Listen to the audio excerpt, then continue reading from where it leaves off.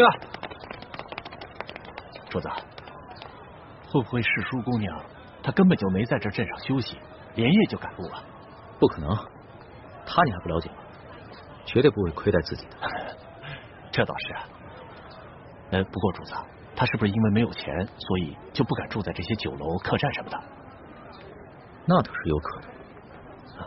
左土，这行走江湖有什么钱生钱的办法没有？在江湖行走，这钱生钱有4个办法：一偷2抢3做工，剩下的就是赌博。行了，我知道他在哪了。我要大杨小，快点啊！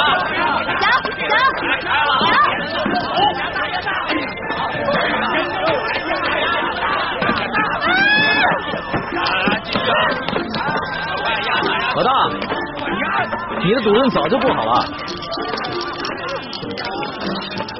买定离手吧，买多的得多。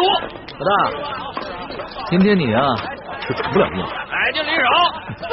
你怎么会找到这儿啊？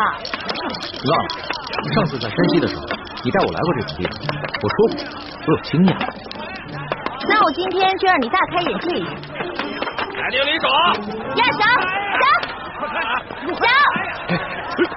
干嘛呀？来呀！爹，你不能再赌了，这钱是给娘买药的。这有你，把银子给我，放开吧你！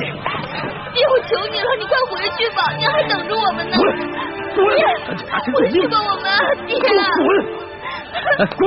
兄弟，赌钱输赢不要紧，你还是拿着这个钱救人一命，赶紧去给你娘子买药。我赌不赌钱干你屁事！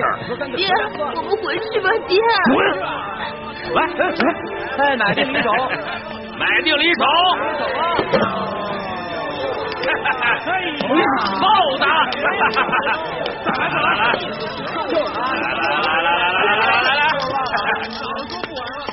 老大，我就说吧，你的运气不好啊。我就说我刚才赌的时候，我眼皮子一直在跳。原来是你这个没心来了。我说老大，这赌桌上的赢才是最重要的，你哪能怪这怪那呢？你要是有本事，就赢一把给我看。还有没有老虎不发威，你当我是病猫呢？定离手了啊！快！小，你大了吧，别一直小。你老大还是我老大？你是老大。小。